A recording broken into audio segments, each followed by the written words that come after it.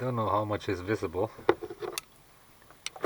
but we got quite a bit of oily sludge here, and that's just one scrape here. Really difficult to see because it's hard to light. Let me try the other flashlight here. It's quite hard to see, but you see that scrape mark down there? So it's at least 5 millimeters of gunk. That was just one scrape. We need to clean that somehow. I don't have any walnut shells, so we just do it with some solvent and turn the cylinder on compression and then just do it on one after the other. Get the vacuum cleaner first and then see what we can do. I think there is an EGR valve somewhere, but the EGR intake on the manifold is as dirty as this one, so it's completely blocked actually. So that's just another one. Well, the EGR valve sits down there. I may take it out. It's only 2 bolts, hopefully, and we'll see. You can see here, this is one mounting bolt and this was the other one, and obviously the ones at the bottom here, these two. This is all the brackets which are removed, and this was holding us up. Anyway, room for improvement. So we came up with this idea. We moved the cylinder on TDC and filled the intake with kerosene, and then use a pipe brush. And what it does, we can also see if the valve is okay. Kerosene is not harmful really, it just smokes a little bit. We're going to blow it through, so we do one after the other and then just brush it through. Suck out as much as we can. That's the idea so far. Should work. If we leave it sitting for a while, we can see it's not sinking, so the valve is actually good, which is a good thing. Well, at least the intake valve. I don't know about the outlet valve. It's going to be a tedious process. Needs us a couple of hours to do everything, and then we'll do the EGR valve. I decided to take it out, and obviously the intake manifold needs cleaning as well. Let me do that. Again, you just fill it with kerosene, brush it through with a pipe brush, and get it as clean as possible. Sorry, the sun is really bright, so what we're going to do is we brush it through, and now we take some glue roll, wrap that up, and just put it in. And it sucks out the kerosene. And here we go. That's all the black shit.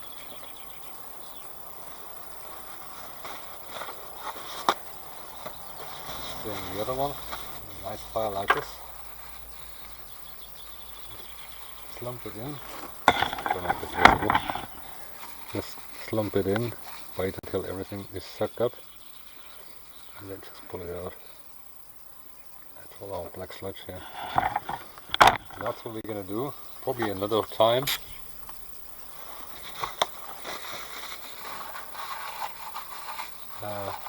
Luckily cylinder 1 was not leaking, which is good. Just stick it in a few times and see what we get out. And then we just use compressed air and obviously some flash protection. Blow the shit out. Yeah. It's coming out there. Alright, that's pretty much the way we can do it. There's not much more you can do really. Okay, piston is still dry. I just checked it, so the valves don't leak. We're making good progress, so it's not too bad.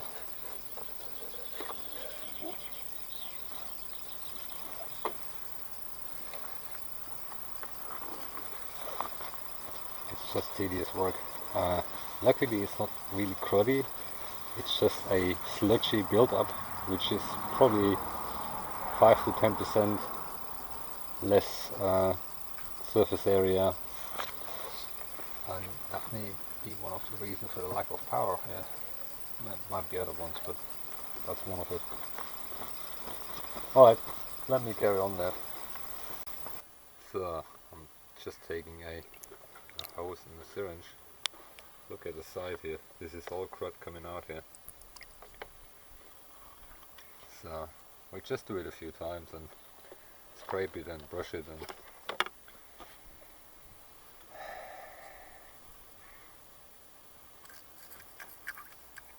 it's getting better. Still dirty, so we do about 3 times, and so fill, empty, fill, and then it's fairly clean. So no, because this is all crumble here which comes out, and so I go down with the hose to the very bottom and just suck out the stuff, and then the rest I blow it out with the compressed air. Well, I finally found a good one. This is a very thin orifice here, and if I put some compressed air in it, it works like a pressure cleaner. You just need to put a rack on top, otherwise everything goes everywhere. But this does really good cleaning, and as far as I can reach with a finger, it's really good. So finally all intakes are clean, cleanish. There's a little bit of film on it, but honestly, you can only do so much. I flushed it 3 times, and the last time it was almost clear, so shouldn't be any more residue. So now we're going to clean the intake and the EGR valve and things like that. That's going to be another couple of hours, I'm pretty sure. Yeah, and there is a lot of other stuff to do. I need to change the belts. I need to do the cam belt at some point, because it's time to do it now. A couple of other issues. It's just not fun to work on this one. It's just it's so cramped compared to the Jeep, which has a much bigger engine, but it's simpler. Look at the amount of pipework here. It's just amazing what they put into this. Well, yeah, emissions require these things. Okay, the mess is within reason, so let's carry on and do the intake. We got the EGR valve out. The funny thing is, you cannot get the bolt out while it's in, so you need to dismantle it completely. It's pretty full of shit, so we're gonna take it in the workshop and give it a clean. It was hard work to get it out. There is coolant going into it, so there is a cooler inside. Alright, let's take it into the workshop and see what we can do. Here we got the EGR valve apart. Yeah, there is quite a bit in it. We need to clean that pipe, because there was a lot of stuff coming out of the end.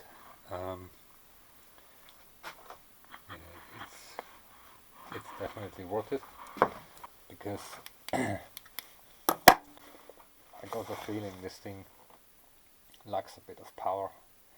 And if you look at the rest of it, and this, cleaning does certainly help. Look at that. That's all crud here. So it's definitely worth it. So we're gonna clean everything and put it back together. So this little mountain here came off the EGR pipe itself. It's clean. I pulled the cable through and should be fine. So we cleaned all the crud out. I'm not gonna dismantle it, because you have to take that plug out to get it apart, and I don't want to do that. So we leave it together and it's reasonably clean. So put the gasket back and screw it back together and job done, at least for this one. For the bolts, I'd like to grease the bolts, but this is getting hot, so I use some graphite anti-seize. Helps quite a bit if you ever want to take it off. It makes the life easier. Alright, let's put it back together and probably put it straight into the car. We'll see. More coal harvesting here. It's whatever is left here in that intake. I need to look after this one. This is probably the idle air valve, I don't know. Yeah, it looks like a steel inlay here. It's probably a steel inlay because of the EGR coming in here. There's very fine channels around here, so they probably all crudded up. Lots of crud in this one, so I wonder if this comes out somehow, or if it's pressed in. Well, I don't know. That's a steel inlay which covers these channels here, so this might be full of shit as this is. Alright, let's figure out how we're gonna clean that. So, because I can't get that ring out, I tried everything just to pull it out. We do it the good old two-stroke way and just burn it away. I put some air in and I got all the channels open now. It just takes a bit of time. And yeah, let me hold down here and then we just pump some air into it.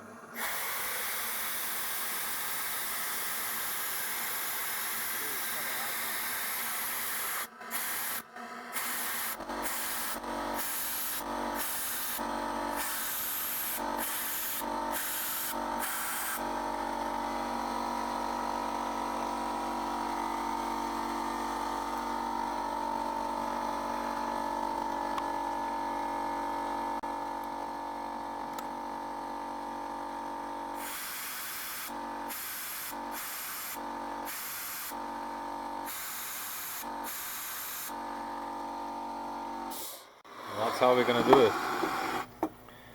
Yeah, it's not ideal, but I tried to make this thing hot and pull it out. There's no way to pull it out. I think it's so crudded up, or it's a press fit, I don't know, I have no idea. I just can't get it out. But it's much cleaner now. So we got all the channels open, and hopefully that's good enough for now.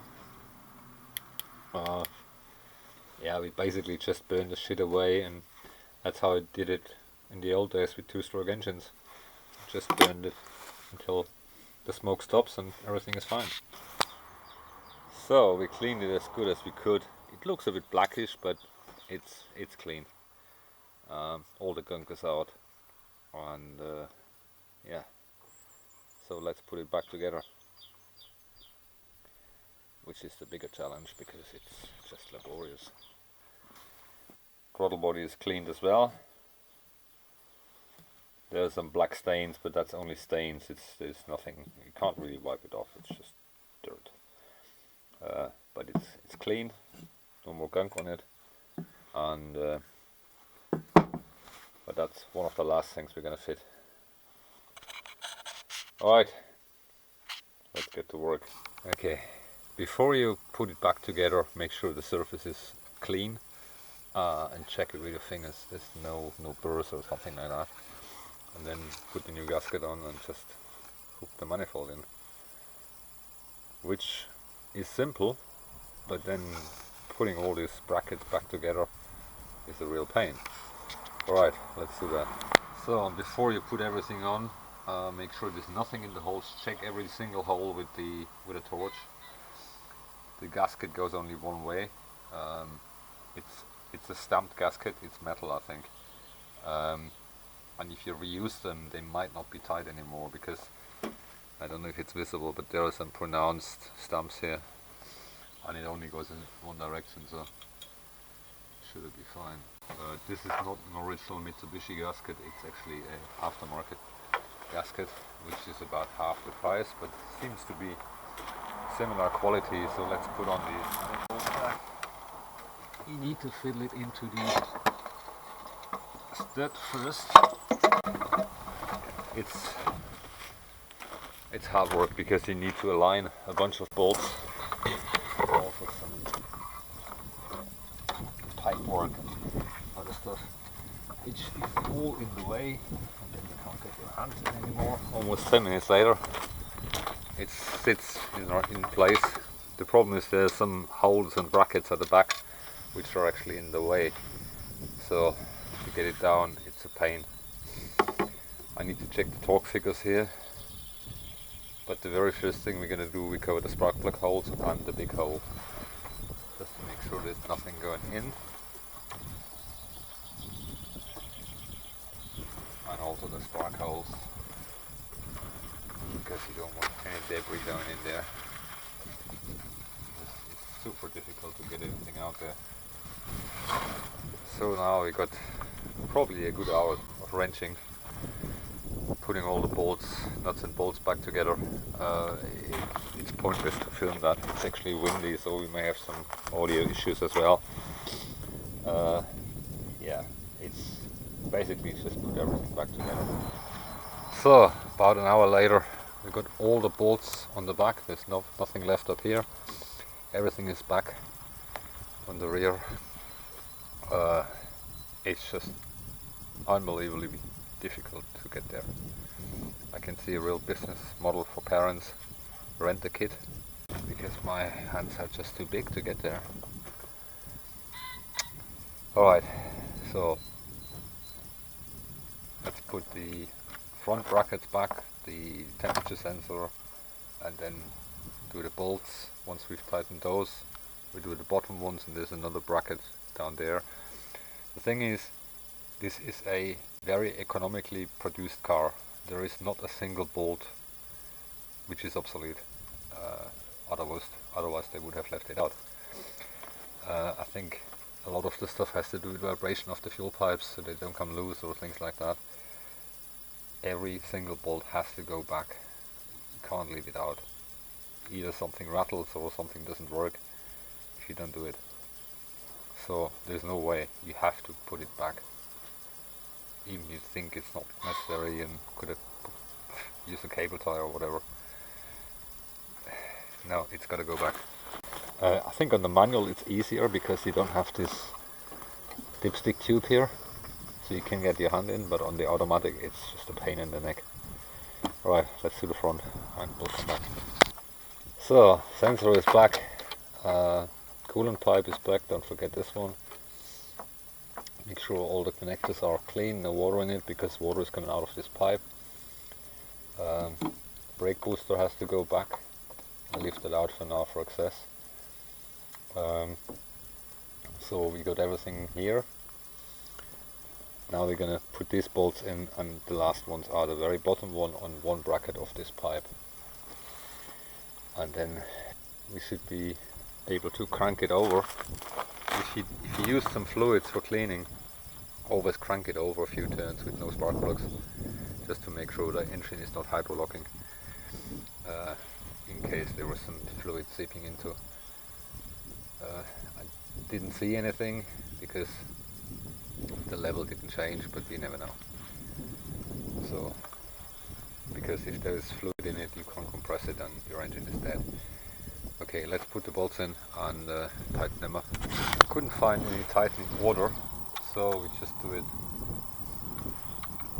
slowly. It's 19 Newton meters, which is 167 inch-pounds, because this is an inch-pound torque wrench.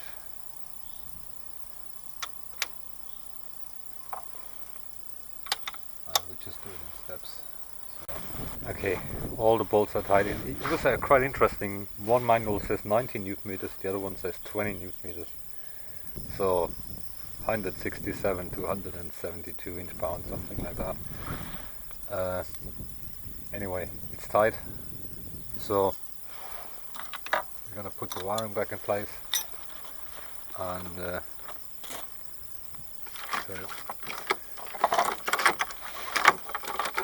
high bunch goes to the back here, and this goes to the front. And this is all the stuff which goes down here. So yeah, it's quite a bit of work, but yeah, that's what it is. These things are just clipped in here, so they just clip in like so, and they got a little release tab here. So, and then just put all the plugs back, which is simple because they only go one way, so it's just getting them in, and they're all in the right place. So this is the throttle body, that's the sensor down here, and this is the other stuff down here. Right, so let me put that back together, and need to put this bracket back on and a couple of other things, and then we'll come back with the next step. Now we're going to fit the throttle body, and there's nothing in it. Clean. Gasket.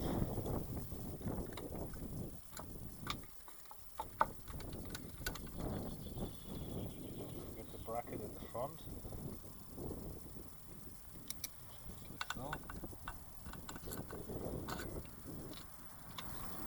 So, throttle body back. Don't forget your coolant hoses here, which are going up in here before you run it. Top of the coolant. It's always important that you check if you got any nuts and bolts left, and if you have any nuts and bolts left, check where they go or where you forgot them, because there is a reason for these bolts. They're not there for fun. They have a function. I'm not going to film that underneath because you can't see it anyway. You can only feel it. So another half an hour later, 3 bolts. There's one little bolt which holds one of these pipes here, and it's just a pain to get it in. So alright, let's crank it and see. Left here. Okay. It will throw an arrow because the cars are there.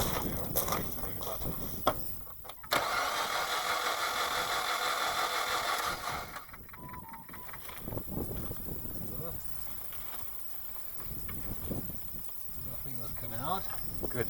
So let's put the spark plugs back on the ignition coils, and then we'll fire it up. So everything back together. We're not going to put the bridge over there at the moment. We only run it idle. We may get a muff sensor error because there's no airflow, but I'm going to check it anyway after that. So let's fire up and see.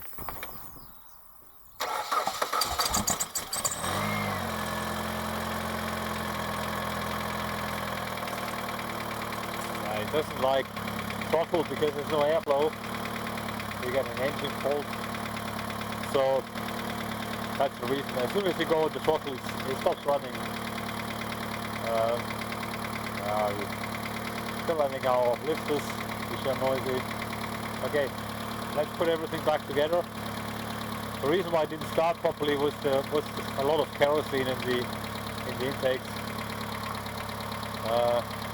Yeah, let's put the intake back, and it should run better.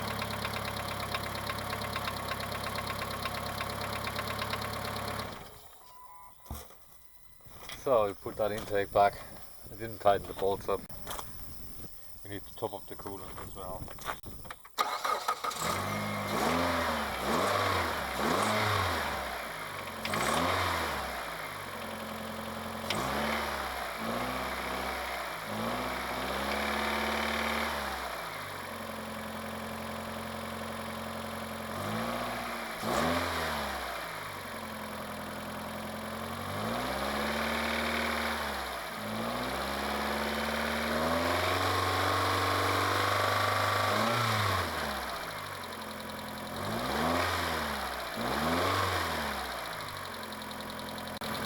running okay now. It's just got the lifter ticking. Our engine has it all the time. Alright, let's put everything back together, top up the coolant and do a test drive. It runs nice, it idles nice, it drives nice, but I still get an intermittent fault from the fuel rail pressure sensor. I'm not going to check that today, I'm going to look at it tomorrow. Around that area there are issues with cables. We had one issue with the throttle sensor at some point. I think it's intermittent contacts. I need to clean the contacts. I can delete the fault and it comes back. So, but it runs nice, there's nothing wrong. So it may run on reduced rail pressure, I don't know. We're gonna check it tomorrow. It's okay, it runs much better, obviously, because there is more air going through now. And idle's nice. Oh, it's a 4-cylinder, rattles a bit. Idle is very low on this engine. Yeah, runs okay. I'm happy with that. So that's it from the Mitsubishi coal harvesting. Thanks for watching. Thanks for subscribing. Until next time. We'll come back at some point when we find what's wrong with that fuel rail pressure sensor.